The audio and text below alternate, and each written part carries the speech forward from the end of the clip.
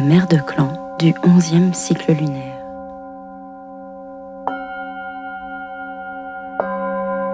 La grande femme qui marche est la mère de clan du cycle lunaire de novembre. Elle nous apprend comment agir selon nos dires. Son cycle de vérité est de marcher en vérité. Il est en lien avec la couleur blanche.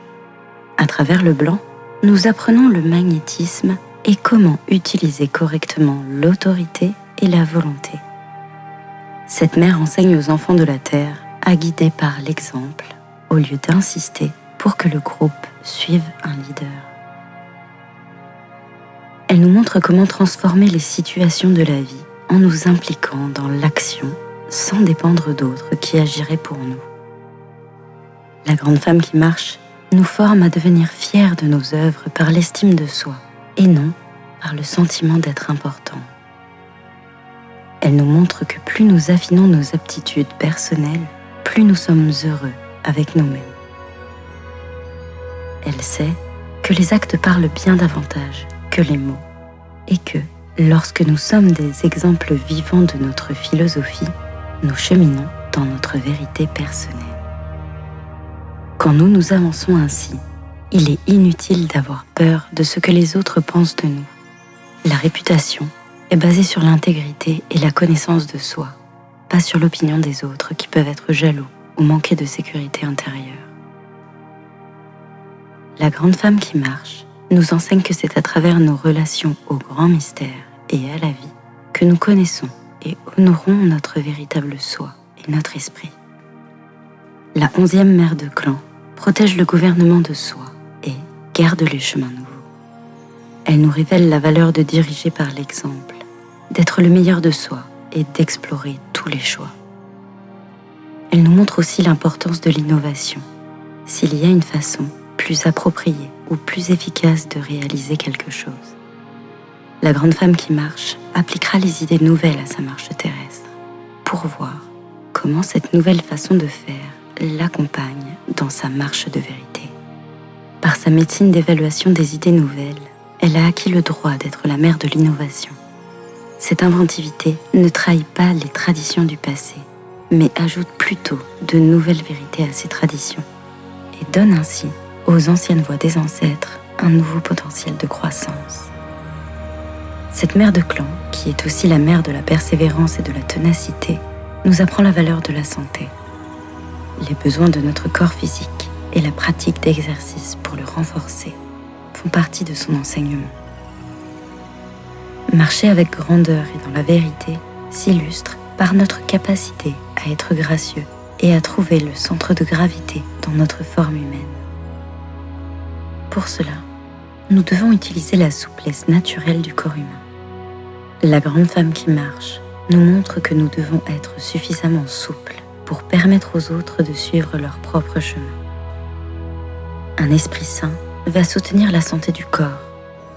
Un esprit chargé de fausses vérités et de négativité peut aller si fort à l'encontre du corps qu'une maladie va se créer.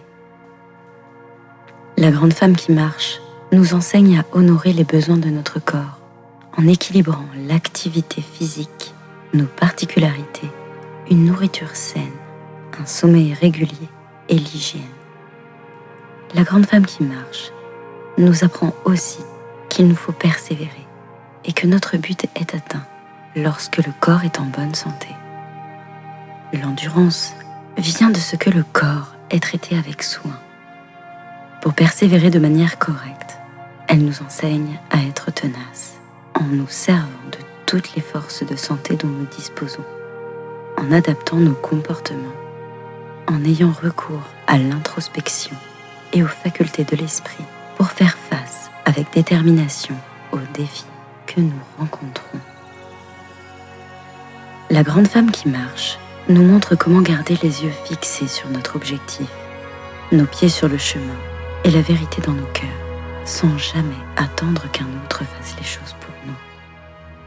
Avoir pour guide l'exemple en étant personnellement responsable de ses pensées, de ses actions, de ce que l'on a fait, est la voie pour trouver la médecine d'agir selon ses paroles.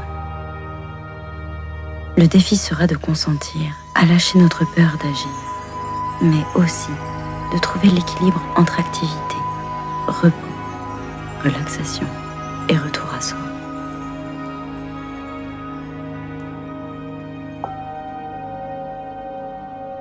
Sur la piste de la vérité.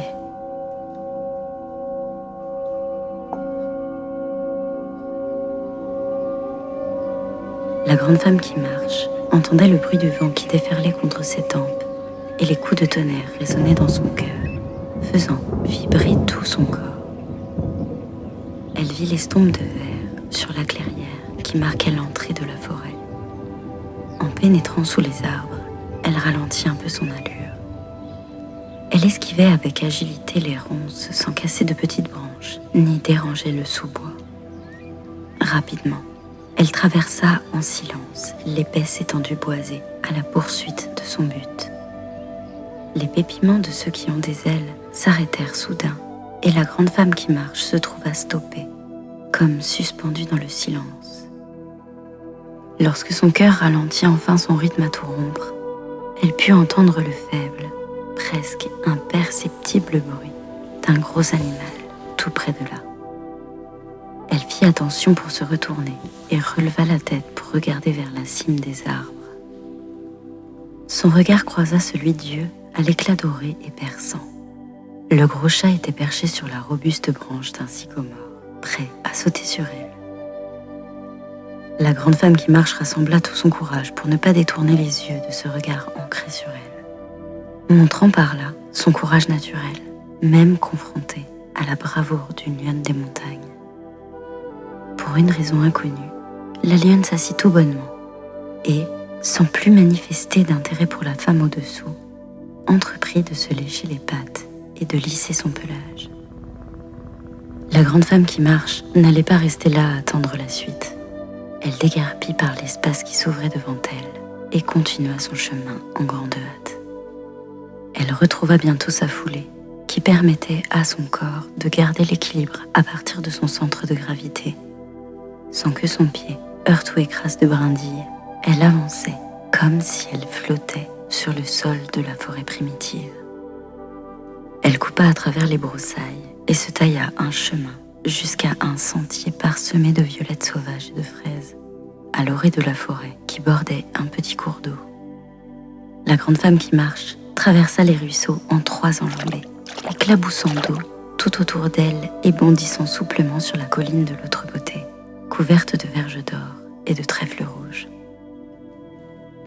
La mère de clan savait que c'était la dernière ligne droite de sa course, et elle concentra toute sa force dans ses jambes puissantes. Elle courut sans s'arrêter, dépassant une prairie jonchée de tiges au grain doré, et gravissant la dernière colline en larges enjambées.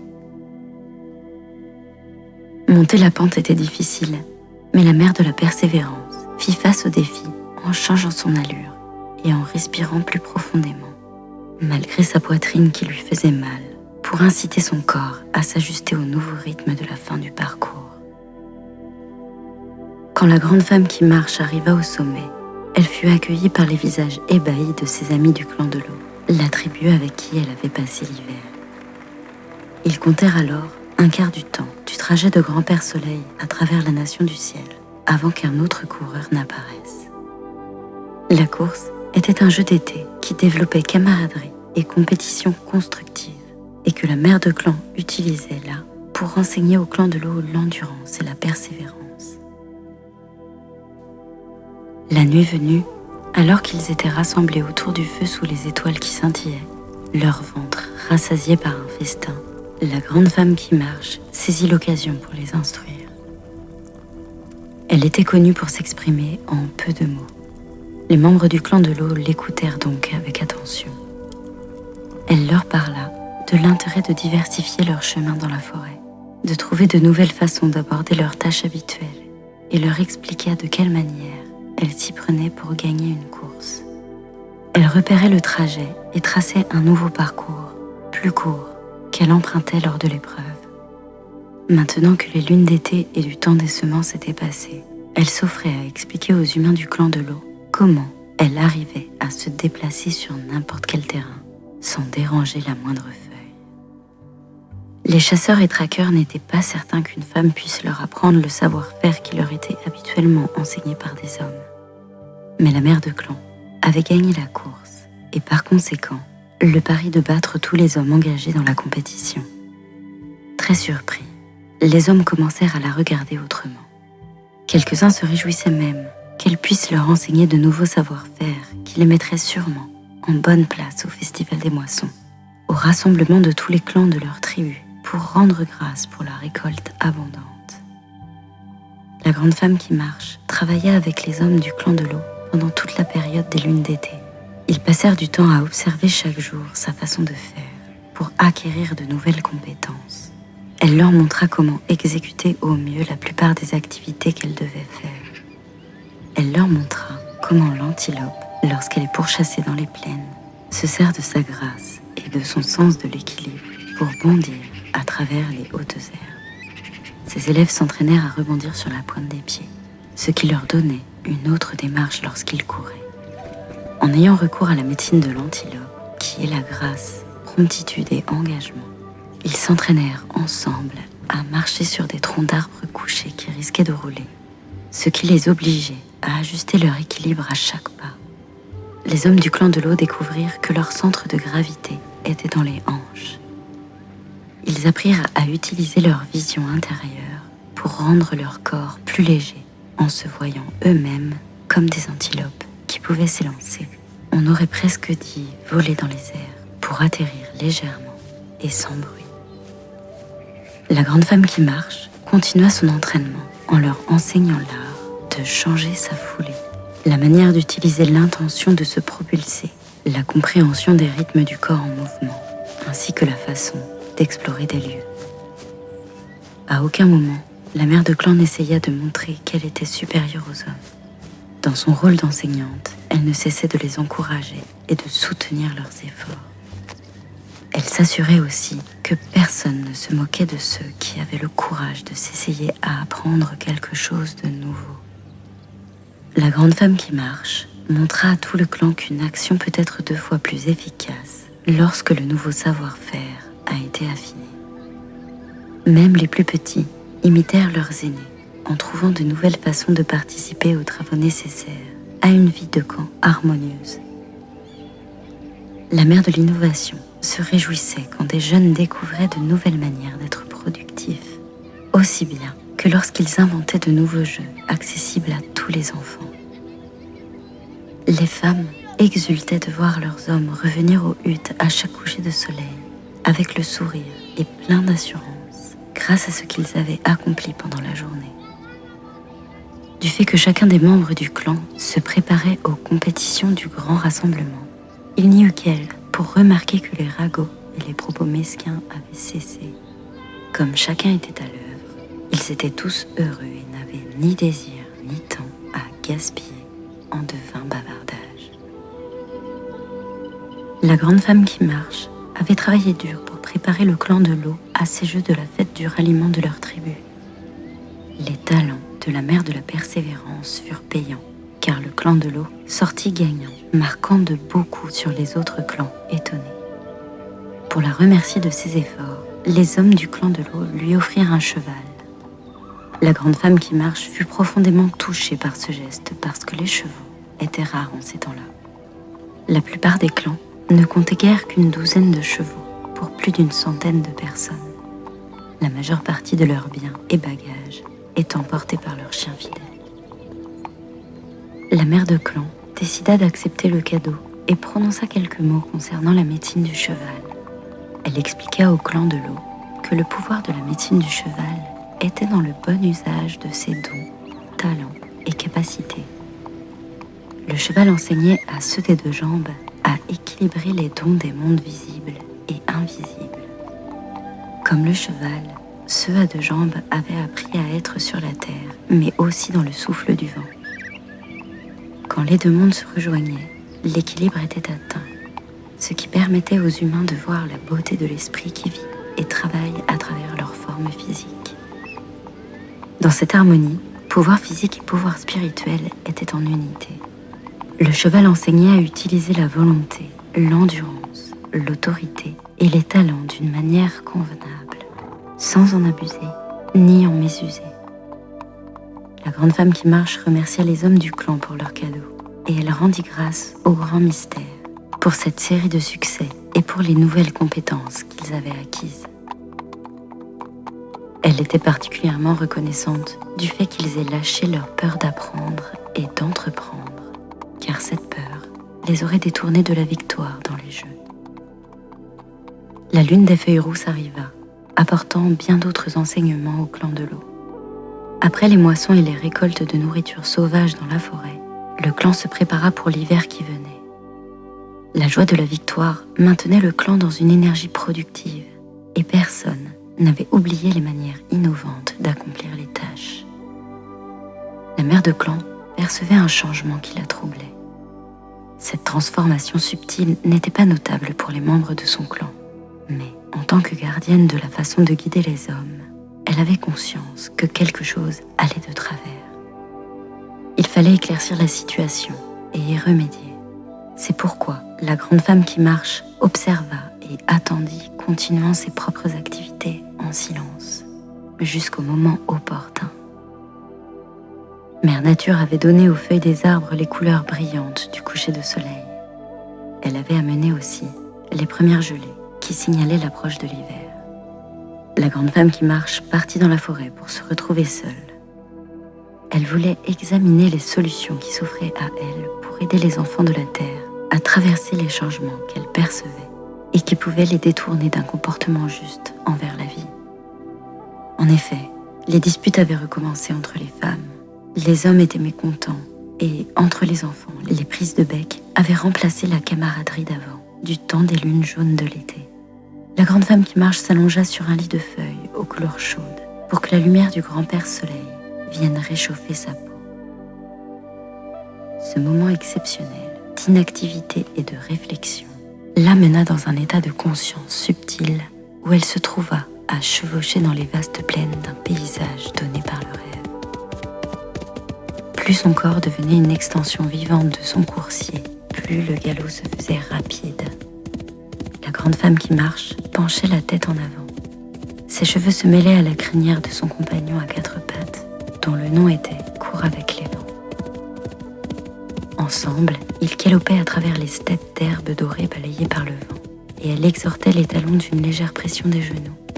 Les forêts des contreforts se rapprochaient en même temps que son esprit s'unissait à l'allure et au rythme puissant de l'étalon. Alors, sa perception changea, et elle vit à travers les yeux de Cours avec les vents. Le changement de forme fut total lorsque la grande femme qui marche fusionna avec son compagnon de galop. Elle sentit le pouvoir des quatre jambes retentir sur la distance à l'approche des contreforts. Un regain d'énergie monta dans son corps quand ils arrivèrent aux collines boisées. Cours avec les vents s'arrêta sous les arbres de la forêt et la magie retomba lorsque les perceptions de la grande femme qui marche réintégrèrent sa forme humaine. L'exubérance et le sentiment de puissance qui la submergeait continuaient cependant à courir à travers ses veines quand elle descendit de cheval. En attachant les talons pour le faire paître, elle eut la sensation d'être observée. Elle suivit son intuition et leva le regard vers les branches d'un chêne robuste, juste à temps pour voir la lionne des montagnes bondir et tomber gracieusement à ses pieds. Elle tourna très vite la tête vers les talons, mais vit qu'il n'était pas du tout intéressé par le gros chat. Le comportement du cheval la surprit, mais dans le temps du rêve, il n'existe rien de menaçant entre les animaux. Alors, elle se détendit. La lionne des montagnes, jouant de son effet de surprise, commença à parler. « Mère, tu marches avec moi depuis le début de ta vie physique, mais c'est seulement maintenant que tu as suffisamment ralenti pour que je puisse venir te parler. As-tu oublié ma médecine de guider par l'exemple ?» Très étonnée, la grande femme qui marche resta sans voix pendant un moment. « Que veux-tu dire, lionne ? J'ai toujours fait en sorte que ma démarche respecte l'équilibre et que mes actes expriment mes intentions. Aurais-je oublié d'accomplir quelques devoirs ou de mener à bien une action pour montrer aux autres l'intégrité de ma démarche ? Non, mère, tu as été un excellent exemple pour tes enfants. Tu t'es engagée dans les actions qui étaient nécessaires. Tu t'es toujours montrée bienveillante, attentive et franche. Tu as indiqué à tes enfants de nouveaux chemins et des façons innovantes de corriger leurs mauvaises habitudes. Et tu les as incités à suivre les désirs de leur cœur. Mais tu n'as pas équilibré tes actes avec la force du non-agir. Tu as été si préoccupé par ce que tu avais à faire que tu as oublié de prendre le temps de réfléchir et de rassembler tes pensées, tes rêves et ton énergie. C'est la première fois au cours de ta marche sur Terre que tu t'es suffisamment détendu et reposé de ton exigence d'être un parfait exemple pour pouvoir laisser tomber les barrières qui t'empêchent d'être enfin un être humain. La grande femme qui marche s'assit, interloquée. Elle réalisa que la lionne des montagnes avait raison. Les larmes qu'elle avait retenues pendant tant d'hivers de sa vie humaine commencèrent à couler. Des sanglots la secouaient si fort de l'intérieur qu'aucun son ne pouvait sortir de sa bouche. Elle essayait de reprendre son souffle. La multitude des chagrins qu'elle avait ressentis en étant frustrée ou blessée par les façons d'agir des autres, elle l'avait enterrée dans les neiges de son cœur gelé. La grande femme qui marche était prête à abandonner l'illusion qu'il lui fallait d'être surhumaine.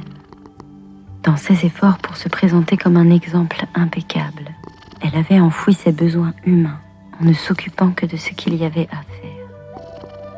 Sa conduite et son ambition d'être au mieux de sa personne l'avaient menée sur le chemin de solitude qui voulait qu'elle ne montre jamais ses sentiments. Elle avait placé toute son expérience spirituelle en dehors d'elle-même, ne laissant jamais en elle l'espace pour ressentir et intégrer les enseignements au plus profond de son humanité. Quand enfin elle reprit son souffle et cessa de pleurer, la lionne des montagnes continua. Guidée par l'exemple et le chemin de beauté mère. Si tu es un exemple pour les autres êtres humains, il faut leur montrer qu'un humain ne doit pas être jugé quand il a des faiblesses. Permettre aux larmes de couler est le premier pas dans la transformation. Faire des erreurs est le chemin qui permet aux qualités de s'affiner. Tu as maîtrisé la persévérance, tu as maîtrisé l'innovation, tu as maîtrisé l'initiative. Maintenant, il est temps que tu t'autorises à devenir une femme avec des sentiments, un être humain. Cette vulnérabilité est une force, pas une faiblesse. Profondément enfouie à l'intérieur de toi, il y a la vérité dont tu as peur. Tu as senti que si tu ralentissais et prenais du recul quand tu en avais besoin, la vérité pourrait bien te rattraper. Et cette vérité, c'est que tu es humaine. La lionne attendit un instant pour que ces mots touchent le cœur de la mère de clan, puis elle poursuivit. Tu as développé ta constance, ton excellence, ta faculté de réconforter les autres, mais tu es terrorisée à l'idée de te réconforter toi-même. Quand tu pourras t'autoriser à montrer ta vulnérabilité en acceptant de t'en remettre à quelqu'un d'autre, cela voudra dire qu'enfin, tu auras appris à te faire confiance à toi. Lorsque tu vas au-delà de ton endurance, tu t'échappes ainsi de la vérité de ton humanité. Le signal que tu envoies au monde n'est pas celui que tu crois. Tu dis aux autres que tu es intouchable, n'arrêtant pas de t'activer du matin au soir.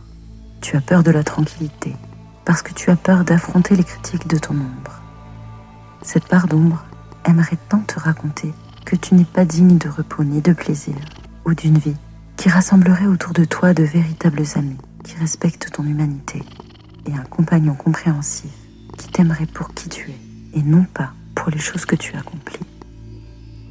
La grande femme qui marche sentit les larmes de la transformation couler doucement, comme de petits ruisseaux paresseux le long de ses joues. La vérité avait pris racine dans son cœur et la graine du changement avait été plantée dans son ventre. La gestation durerait jusqu'au temps où la mère de clan pourrait donner naissance à son nouveau soi, plus vulnérable. Elle s'assit et réfléchit à ce que la lionne des montagnes lui avait dit, puis demanda « Comment puis-je être un exemple pour les autres femmes, lionnes des montagnes, alors que c'est pour moi-même que je dois apprendre ces enseignements ?» Tu es la mère de l'innovation. Dans le monde présent, la femme a choisi le rôle de prendre soin des autres. Mais l'équilibre est à trouver. La terre-mère est prête et désireuse de nourrir ses filles. Mais ces filles doivent veiller à prendre le temps qui leur est nécessaire pour s'occuper d'elles-mêmes. Tu as enseigné à tes enfants humains que le centre de gravité du corps est le pelvis. Pour les hommes, c'est à cet endroit que leurs testicules étaient nichés avant la puberté. Pour les femmes, cet espace est l'utérus. En tant que mère de la force créatrice, les femmes doivent comprendre leur rôle nourricier envers les graines des rêves de demain pour la famille planétaire, aussi bien que leur rôle de donner vie aux nouvelles générations. Dans cette tâche, toute femme doit s'engager à prendre le temps qui lui est indispensable pour se retirer durant ses règles, quand son vagin est ouvert à la lumière. Ce temps particulier de la lune est celui où la Terre-Mère nourrit toutes les femmes qui veulent bien passer quelques jours et nuits pendant leurs règles en total silence, devenant ainsi les réceptacles de l'amour qui provient du grand mystère. Pendant les autres jours de leurs règles, elles peuvent rester en compagnie de leurs sœurs, partageant leur expérience, leurs réalisations artistiques, leurs pensées intimes. Au moment de leurs règles, les femmes ont le pouvoir de demander du fond de leur cœur à disposer de n'importe quelle énergie, parce que leur ventre est prêt à la recevoir. Voilà une nouvelle tradition que tu peux initier dans la tribu humaine et qui te servira à découvrir ta propre humanité. La grande femme qui marche vit la possibilité de créer une nouvelle tradition pour la femme qui permettrait à toutes les femmes de trouver leur équilibre. Elle comprit qu'une bonne partie des disputes des femmes de clan, par exemple, étaient probablement dues à la fatigue et au fait qu'elles ne prenaient pas le temps de se ressourcer dans l'énergie d'amour de la terre-mère. Elles étaient souvent prisonnières de vieilles habitudes mesquines et capricieuses qui étaient venues avec ces moments d'épuisement. Dans son rêve, une large perspective se déploya. Le temps du rêve semblait toujours lui fournir des alternatives aux vieilles habitudes limitatives. La grande femme qui marche était à présent suffisamment calme pour avoir accès aux opportunités qui s'ouvraient devant elle. Quand elle revint de ce dont elle prenait conscience, la lionne des montagnes lui parla à nouveau. « Jamais tu n'as eu pitié de toi, grande femme qui marche. Tu as adoré être active et tu as bien camouflé ton ombre. Mais l'ombre n'a eu aucune pitié de toi et elle t'a emmené au-delà des possibilités humaines. Tu as fait des promesses qui en réalité t'ont forcé à rester sous la coupe de l'ombre. Non pas que tu aies abusé de ton pouvoir de meneuse en heurtant les autres, mais c'est la confiance que les autres femmes plaçaient en toi, en tant que modèle que tu as trahi. Tu t'es chargé d'être un exemple qui briserait le dos à n'importe quelle bête de trait. L'âne transporte la médecine de porter sur ses épaules sa responsabilité, mais il sait aussi refuser et se braquer quand le fardeau est trop lourd. Il y a une très grande force intérieure dans le fait d'avoir de la compassion envers soi-même. Tu peux te permettre d'être un exemple pour les autres femmes en leur montrant que tous les humains ont droit au repos et au plaisir. L'exemple que tu donnes alors de consacrer du temps à ces besoins te libérera, toi et toutes les autres femmes qui se tournent vers toi pour être guidées. L'excuse que tu n'as ni le temps ni l'espace pour prendre soin de toi ne te blesse pas seulement toi, mais elle est néfaste pour bien d'autres personnes, parce qu'elle donne à l'ombre son emprise. La lionne des montagnes attendit l'impact de ces mots sur la grande femme qui marche avant de continuer. Te souviens-tu du jour où tu es passé à côté de moi en courant aussi vite qu'un feu de prairie ? La mère de clan hocha affirmativement la tête et la lionne des montagnes reprit. Du haut des branches, je t'observais couper à travers les fougères du sous-bois. Je n'étais pas surprise parce que je t'avais vu auparavant partir en exploration sur cette piste. Je me demandais si tu allais t'enfuir en courant du totem qui te protège. Et bien sûr, tu l'as fait. Les autres coureurs étaient loin de te rattraper. Et pourtant, il te fallait courir pour être sûr de pouvoir les éclipser d'une façon si brillante qu'elle en est devenue gênante. Tu n'as montré aucune pitié envers toi-même ou envers la dignité de tes équipiers, de ta contrepartie masculine. Je léchais mes pattes pour te montrer que tu pouvais ralentir, mais tu n'avais qu'une idée en tête et tu ne t'es pas soucié de mon exemple. La mouflette pourrait t'apprendre quelque chose, grande femme qui marche, si tu prenais le temps d'écouter. La mouflette est en relation avec la réputation et la faculté d'attirer ou de repousser ce dont on a besoin dans sa vie. Tu t'es tellement soucié de ta réputation d'être quelqu'un d'entreprenant que tu as attiré ton ombre impitoyable et tu as rejeté la petite voix intérieure qui te suppliait de prendre du repos dont tu avais besoin. Et comme la mouflette, on dirait que ça commence à sentir mauvais dans ta situation. La grande femme qui marche abandonna son sérieux et éclata de rire en entendant la description que lui faisait la lionne des montagnes de la condition nauséabonde dans laquelle elle s'était fourrée. La tension était retombée et la mère de clan en oublia de se blâmer intérieurement pour sa conduite forcenée. Elle se secoua de sa honte en prenant la décision d'être bienveillante envers elle-même et donc de donner à ses sœurs, par son exemple, la permission d'être tendre pour elle-même. Elle posa une dernière question à la lionne des montagnes, confiante qu'elle serait soulagée du poids sur sa poitrine causé par tant de lune à respirer sans intériorité. Je suis fatiguée d'être à moi-même, mon seul soutien, d'avoir peur de faire confiance et d'être vulnérable. Lionne des montagnes, lorsque je contacterai ma propre compassion, en me retirant dans le respect du silence, seras-tu ma compagne et mon allié ? La lionne des montagnes s'étira et bâilla, puis elle répondit. J'ai toujours cheminé avec toi, mère. Tu étais juste trop occupée pour le remarquer. Tu avais peur d'être tranquille et seule avec toi-même. C'est pourquoi tu ne pouvais pas entendre ma voix. Mais rien ne changera dans ma dévotion envers toi, ni envers ta croissance spirituelle. Nous sommes sœurs et liées ensemble par les liens qui font que toutes les existences féminines sont parentes. La grand-mère lune montre son visage pour éclairer nos peurs cachées, aussi bien que nos forces. Avec le cycle de la lune, nous pouvons trouver notre équilibre. Nous nous confrontons à notre part d'ombre. Nous partageons nos joies et nos chagrins. Et puis nous voyons et rencontrons le monde comme autant de sœurs de cœur. Profondément touchée, la grande femme qui marche sentit de nouveau ses larmes couler. Cependant qu'elle était ramenée de la vision donnée par le rêve, jusqu'au monde tangible par quelqu'un qui léchait de vraies larmes sur son visage. Elle ouvrit les yeux et vit l'incarnation physique de la lionne des montagnes qui léchait ses joues pour l'assurer que sa vision était bien réelle. La gardienne de l'art de guider mit doucement sa main sur la crinière de la lionne et caressa la douce fourrure de sa sœur. Le regard mordoré de la lionne des montagnes transperça le cœur de la mère de clan.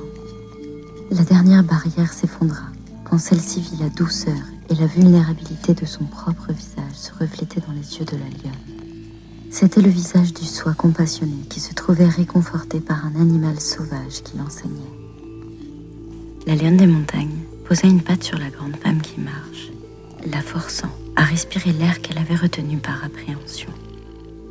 La lionne resta ainsi jusqu'à ce que la grande femme qui marche souffle à fond, puis le chat géant vint s'allonger à côté d'elle.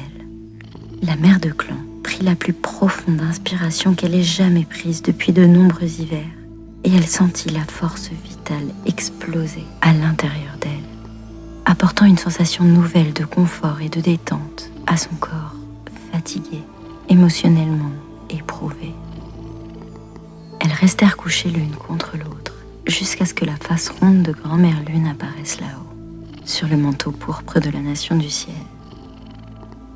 Dans la magnifique lumière de la pleine lune, un nuage changea de forme pour montrer à la grande femme qui marche les graines du changement que ses larmes avaient plantées dans le monde tangible. Elle était revenue du temps du rêve pour initier une nouvelle tradition pour les femmes qui allait servir à toutes ses sœurs jusqu'à la fin des temps. L'être de nuage changea de forme pour figurer un quetzal, rappelant que le quetzal apporte la médecine de l'esprit pleinement libre, sans retenue et désireux d'exprimer tous les aspects de soi. Si on l'attrape et le met en cage, le quetzal meurt. La grande femme qui marche pensait à la cage qu'elle s'était elle-même créée et comment la part d'ombre avait trouvé moyen d'étrangler sa liberté d'exprimer ses besoins, ainsi que sa confiance dans le fait que les autres pouvaient comprendre son humanité. La forme du quetzal que dessinait le nuage lui rappelait qu'il était temps de guider les autres femmes, à l'exemple du quetzal. Dans sa façon de s'exprimer, dans sa démarche, la mère de clan n'imposerait plus jamais à aucun autre être humain ses propres limitations ou ses attentes impossibles. La pleine liberté qu'elle éprouvait en acceptant son humanité sans jugement allait éclairer son chemin. Elle avait découvert la force qui réside dans le retour à soi et la sagesse du lâcher-prise. La lionne des montagnes resta avec elle toute la nuit et fit en sorte qu'elle bénéficie de la chaleur et du réconfort que prodigue un véritable allié. Quand Grand-Père Soleil se leva pour briller sur tous ses enfants, la grande femme qui marche retourna au camp. Elle y fut accueillie par les membres du clan de l'eau comme si elle n'avait jamais été absente. Ils ne s'étaient pas souciés d'elle parce qu'elle n'avait eu de cesse de leur présenter son côté invincible. La leçon était cinglante, mais elle força la mère de clan à réaliser qu'elle s'était sabordée elle-même de 1000 façons. Elle s'était montrée trop indépendante et distante. Pendant les quelques jours qui suivirent, la grande femme qui marche réunit un conseil de femmes où elle se sentit suffisamment vulnérable pour raconter son histoire et laisser tomber le soi intouchable d'auparavant. Elle fut surprise par les larmes de joie et de soulagement de ses sœurs. Leurs embrassades pleines de gratitude la bouleversèrent en lui faisant entrevoir de nouvelles perspectives. Beaucoup étaient reconnaissantes du nouvel exemple qu'elle offrait. Certaines la prirent à l'écart pour lui donner leurs présents qu'elles avaient préparés pour célébrer son rite de passage. Quelques sœurs avaient très envie de lui confier les craintes qu'elles avaient éprouvées à ne pas être à la hauteur de ses performances exemplaires. Et d'autres lui avouèrent leur ressentiment quand leur mari se servait de la comparaison avec la mère de clan pour les mortifier. Ces journées apportèrent de grands bienfaits aux femmes du clan de l'eau, créant de nouveaux liens de sororité qui ne pourraient que continuer à l'avenir. Le conseil des femmes s'assemblait comme un seul corps, où toutes étaient égales, en un cercle, chacune ayant sa propre voix. À travers cette unité, elles décidèrent de la façon de mener les huttes de lunaison pour permettre à chaque femme d'avoir le temps de se retirer. Chacune prendrait la responsabilité des charges d'une amie lorsque celle-ci aurait ses lunes. Les grands-mères s'engagèrent à prendre soin des jeunes, pendant que les tantes et les sœurs se portaient volontaires pour faire la cuisine et s'occuper des feux. Ainsi s'est formée, il y a bien longtemps, en cette saison des feuilles qui tombent, la sororité de la hutte de lunaison, laissant un héritage à toutes les femmes qui vivraient des liens en confiance, une confiance qui perdurerait à travers les mondes futurs. La grande femme qui marche s'émerveilla des changements qui se faisaient en elle, ainsi que de la force qu'elle trouvait dans la médecine de ses sœurs. En se révélant elle-même, elle avait involontairement gagné une grande famille et un système de soutien. En tant que mère de l'innovation, elle comprit que de nouvelles façons de vivre pouvaient créer de nouvelles traditions pour servir l'humanité entière.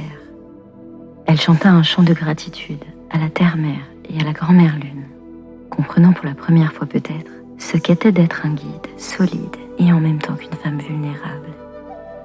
Maintenant, la grande femme qui marche écoute les voix de ses sœurs, en train d'apprendre les leçons de marcher en s'exprimant soi. Avec compassion, elle attend que certaines ralentissent et que d'autres lâchent leur peur et entreprennent les actions nécessaires pour prendre la responsabilité de leur vie. Son cœur reste ouvert et son esprit est maintenant empli de la tendre compassion qu'elle a appris à ressentir et qu'elle a acquise à travers les douloureuses leçons de son propre passage. Par l'exemple, la seule conquête qu'elle enseigne est la conquête de sa part d'ombre. Comme le Quetzal, elle fait signe à ses sœurs d'exprimer librement qui elles sont et de vivre les désirs de leur cœur en découvrant leurs rêves intimes à travers la force qu'elles trouvent dans leur retraite.